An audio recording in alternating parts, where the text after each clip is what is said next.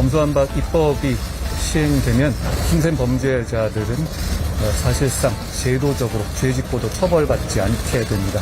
이제는 지난 5년간 무슨 일이 있었길래 이렇게 명분 없는 야반 도주구까지 벌여야 되는지 국민들께서 많이 궁금해하실 거라고 생각합니다. 윤석열 라인에 치우친 인사가 있을 거고 그게 결국 검찰의 중립성, 독립성을 해칠 거라는 우려들이 있는데 여러분이 보시더라도 수긍할 만한 인사를 할 수 있도록 저는 노력할 겁니다. 그 아내분과의 이해충돌 문제도 제기되는데 제가 처음 단계라서 내용을 잘 못 봤습니다. 취지입니다.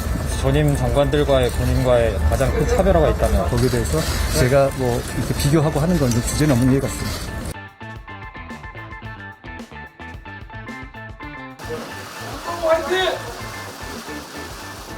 코로나와 부동산 등으로 국민들께서 많은 고통받으시는 이런 시기에 법무장관으로 지명돼서 대단히 책임감을 느끼고 있습니다.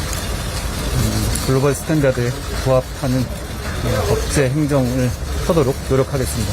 그리고 성실과 공정을 바탕으로 국민께 힘이 되고 위로가 되는 법무 행정을 할 수 있도록 최선을 다하겠습니다. 이제는 겸허하고 성실한 마음으로 청문회를 잘 준비하겠습니다. 검수완박 저지하겠다고 밝히셨는데 구체적인 방안 생각해 두신 게 있을까요? 그 검수완박 입법이 시행되면 힘센 범죄자들은 사실상 제도적으로 죄짓고도 처벌받지 않게 됩니다. 그 법을 발의하신 황운하 의원님 말씀처럼 현실에 엄연히 존재하는 범죄 자체가 증발하는 거죠. 그리고 서민 민생 범죄는 캐비넷에서 잠자고 서민들은 권리 구제 자체를 포기하게 될 겁니다. 결국 이 법안이 통과되면 피해를 보는 것은 오직 힘없는 국민들 뿐입니다. 민주공화국에서 검찰의 할 일은 그런 힘없는 국민들을 범죄로부터 보호하는 겁니다. 그리고 할 일을 제대로 하는 검찰을 두려워해야 할 것은 오직 범죄자뿐입니다. 이제는 지난 5년간 무슨 일이 있었길래 이렇게 명분 없는 야반 도주구까지 벌여야 되는지 국민들께서 많이 궁금해하실 거라고 생각합니다. 방안을 말씀하셨는데 지금 이 법이 통과돼서 국민들이 입게 될 직접적인 피해가 너무 즉각적이고 심대합니다. 그 내용을 국민들께 잘 설명하는 것, 그것이 별것 아닌 것 같지만 가장 유효하고 진정성 있는 방안이 될 거라고 저는 생각하고 있습니다.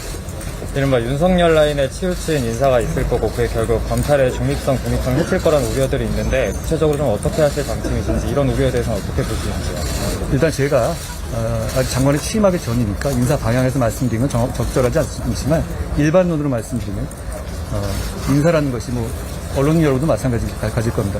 대단히 중요한 일입니다. 대단히 중요한 만큼 대단히 어려운 일입니다. 오직 국민의 눈높이에서 실력과 그리고 그동안의 공정에 대해서 보여준 의지를 기준으로 형평성 있는 인사를 해야 되겠죠. 그리고 누가 보더라도 여러분이 보시더라도 수긍할 만한 인사를 할 수 있도록 저는 노력할 겁니다. 그 아내분과의 이해충돌 문제도 제기되는데 이에 대해서는 어떻게 대응하실 예정이신지. 저에 대해서 인사청문회 기간까지 여러 가지 궁금한 점들이 많이 있을 거라고 생각합니다. 그 과정에 대해서 제가 성실하고 솔직하게 잘 대응하도록 하겠습니다. 아직 뭐 제가 처음 단계라서 내용을 잘 못 봤습니다. 근데 저희 준비단으로 질문해 주시거나 하면 제가 성실하고 늦지 않게 잘 답변 드리겠습니다. 언젠가 상설특검 여부를 결정하시게 될 순간이 오실 텐데 그때 가장 중요한 본인만의 원칙 기준이 있다면 어떤 걸까요?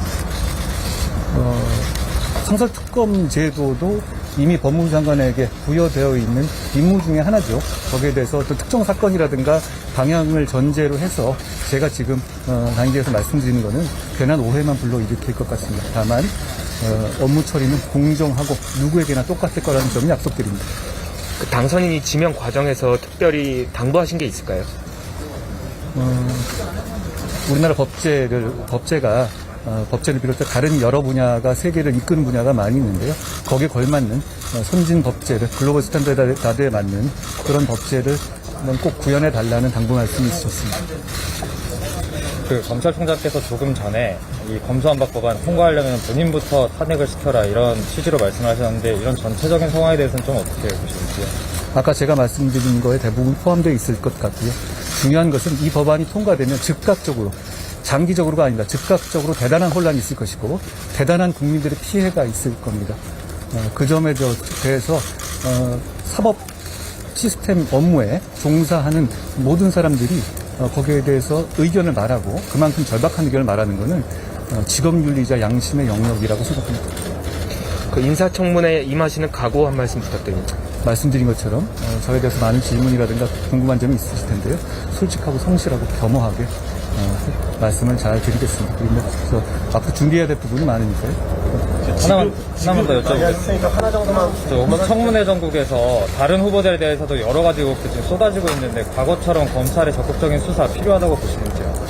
저는 지금 청문회와 인사의 직접 당사자이기 때문에 다른 후보자들이라든가 이런 상황에 대해서 말씀드리는 것은 적절하지 않을 것 같습니다. 여기까지만 하시죠.